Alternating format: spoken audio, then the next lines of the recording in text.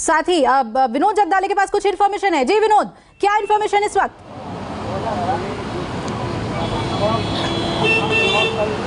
अभिलाषा, शिवसेना के थाने के जो सांसद हैं राजन विचारे भी गुवाहाटी पहुंच चुके हैं और एकनाथ शिंदे के साथ वो उसी होटल में मौजूद है जहां पर एकनाथ शिंदे मौजूद है।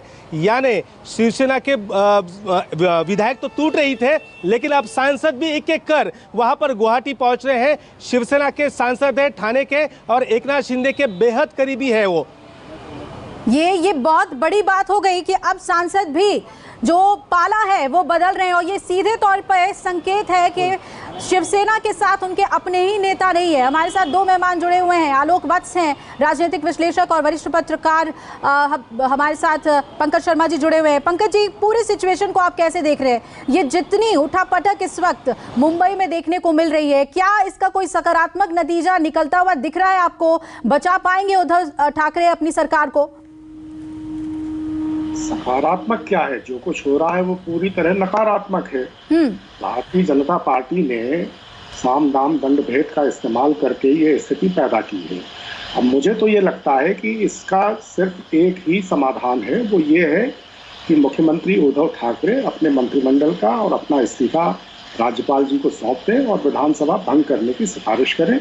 जो कुछ होगा अब अगले चुनावों के बाद ही होगा। मुझे लगता है कि सरकार अब बचेगी नहीं जी, क्योंकि भारतीय जनता पार्टी ने जिस तरह से शिवसेना में तोड़फोड़ की है, जिस तरह घुसपैठ की है और जो उसका एक तरीका रहा है बनी बनाई सरकारों को उखाड़ कर अपनी सरकार स्थापित करने का, तो इसमें पूरी तरह नैतिकता का तकाजा यही है कि उद्धव ठाकरे इस्तीफा दें, लेकिन विधानसभा को भंग करने की सिफारिश करके नए चुनावों का आह्वान करें और राज्यपाल को उनकी ये सिफारिश, कैबिनेट की ये सिफारिश माननी चाहिए। अब अगर भारतीय जनता पार्टी ने इसमें ये दांव करने की कोशिश की कि राज्यपाल इस सिफारिश को न माने और एक वैकल्पिक सरकार के गठन की कोशिश करें, तो ये संविधान के मुंह पर एक और तमाचा होगा और मुझे लगता है कि इससे ज़्यादा लोकतंत्र का नुकसान, इससे ज़्यादा जनतांत्रिक नैतिकता का नुकसान और कुछ नहीं हो सकता है। ये जो की घटना जी पंकज जी, आप जो बात कह रहे हैं उस पर आलोक जी कई तरह के रिएक्शंस आ रहे हैं, लेकिन सवाल ये है कि 2.5 साल हुए हैं सरकार को, तो क्या ऐसे में मध्यावधि चुनाव की ज़रूरत पड़ सकती है इस संकट को देखते हुए? दूसरी तरफ अगर आप ये सोच रहे हैं कि विधानसभा भंग किया जाए, इसकी सिफारिश करनी चाहिए राज्यपाल को, तो क्या उसकी नौबत भी आ सकती है? क्योंकि नंबर्स जो हैं वो शिंदे के साथ हैं और उनके ऊपर एंटी डिफेक्शन लॉ भी नहीं लागू होगा, तो सीधे तौर पर गेंद तो पूरी तरीके से उनके पाले में है, बिल्कुल भी कंफर्ट जोन में है, वो बीजेपी के साथ जाकर सरकार बना सकते हैं। आलोक जी देखिए अभिलाषा जी, अब पानी बहुत बह चुका है। अब उद्धव ठाकरे जी को जैसा वरिष्ठ पत्रकार ने भी कहा कि उनको इस्तीफा दे देना चाहिए, क्योंकि नंबर गेम में वो कहीं टिक नहीं रहे हैं। कांग्रेस में भी देखिए 44 में अभी 36-37 ही पहुंचे हैं, वहां भी लगता है कि कुछ उलटफेर होने की संभावना है। तो अब ये पूरा ताना बाना तितर बितर हो चुका है, इसलिए अच्छा यही होगा कि वो इस्तीफा दे दें और अगर वो चाहते हैं कि विधानसभा भंग होकर नहीं नया चुनाव हो, इसकी सिफारिश वो कर सकते हैं, जिसको मुझे मेरे समझ से राज्यपाल को मान लेना चाहिए।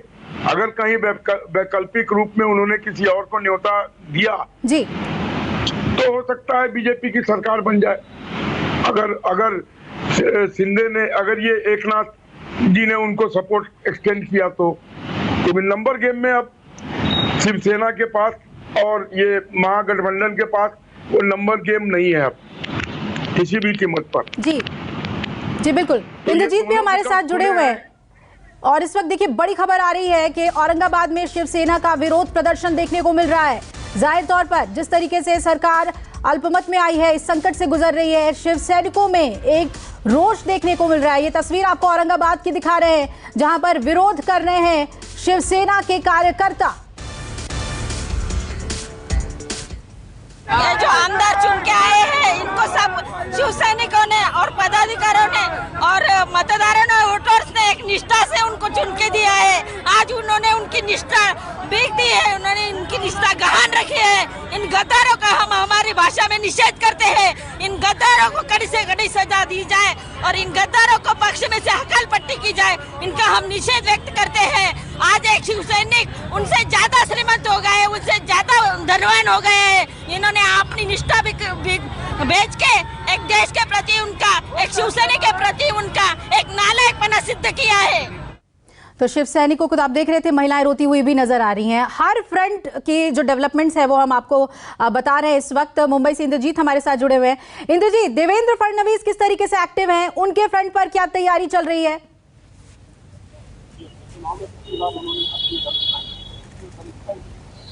जी बिल्कुल, अगर देवेंद्र फडणवीस की बात करें तो वो बंगले में मौजूद हैं, अपने वरिष्ठ नेताओं के संपर्क में हैं और लगातार एकनाथ शिंदे के भी संपर्क में है। अगर एकनाथ शिंदे की बात की जाए तो उनको पहले से भी देवेंद्र फडणवीस का करीबी माना जाता है, तो कहीं न कहीं इस पर्दे के खेल के पीछे देवेंद्र फडणवीस का बिल्कुल हाथ होगा, इस संभावना से कोई भी इंकार नहीं कर सकता। और देवेंद्र फडणवीस लगातार फोन पर अपने सारे नेताओं के संपर्क में है और स्थितियों पर नजर बनाए हुए हैं। इस वक्त मैं जहाँ मौजूद हूँ, ये वाईबी चौहान सेंटर है और यहाँ पर एनसीपी की मीटिंग चल रही है और एनसीपी सुप्रीमो शरद पवार खुद मौजूद हैं और अपने जो नेता हैं, कार्यकर्ता हैं, विधायक हैं, उनसे मिल रहे हैं और ये जानने की कोशिश कर रहे हैं कि उनकी पार्टी में क्या चल रहा है। और कहीं न कहीं जब वो सुबह अपने घर पर मीटिंग बुलाए थे होम मिनिस्टर के साथ, तो उन्होंने एक नाराजगी भी जताई थी कि इतने सारे विधायक निकल गए और आपको पता भी नहीं चला, तो एक नाराजगी भी जताई थी कि आपका जो खुफिया विभाग है वो कहीं न कहीं फैल रहा है। दूसरी बात यह है कि यहाँ से थोड़ी दूर पर मंत्रालय है और वहाँ पर 1 बजे कैबिनेट की बैठक होनी है। यही कारण है कि एनसीपी के जो मंत्री हैं वो या कांग्रेस के मंत्री हैं, सभी निकल रहे हैं एक एक करके मीटिंगों से जी, और सब कैबिनेट बैठक में जा रहे हैं। एक चर्चा ये भी है कि कैबिनेट बैठक के बाद एक डिसीजन लिया जा सकता है कि सरकार बर्खास्त करने के बारे में डिसीजन लिया जा सकता है, लेकिन ये सब बातें चर्चा के बाद तय होंगी और उसके बाद मुख्यमंत्री इस पे अपनी बात रखेंगे और मुख्यमंत्री तय करेंगे उद्धव ठाकरे की आगे क्या करना है, क्योंकि जो अब गेंद है वो महाविकास अघाड़ी के पाले से निकल चुका है और बिल्कुल किसी भी हालत में अब स्थिति संभलने लायक नहीं लग रही है। अगर इस स्थिति को कोई अगर संभाल सकता है बिल्कुल, और इसीलिए अब इंतजार सिर्फ इस बात का कि कैबिनेट मीटिंग में क्या फैसला लेते हैं उद्धव ठाकरे, क्या शाम तक उनका इस्तीफा सामने आ जाएगा। इन तमाम बड़ी अपडेट्स पे हमारी लगातार नजर बनी हुई है। आप सभी हमारे साथ जुड़े रहिएगा। छोटे से ब्रेक के लिए यहाँ पर रुकना है और फौरन लौटेंगे। देखते रहिए न्यूज़ 24। नमस्कार, मैं हूं मानक गुप्ता। अगर आपको हमारा ये वीडियो पसंद आया हो तो इसे लाइक और शेयर जरूर करें और हाँ, हमें सब्सक्राइब और फॉलो करना ना भूलें ताकि आप देश और दुनिया की कोई खबर मिस ना करें। तो जुड़े रहिए हमारे साथ और देखते रहिए न्यूज़ 24।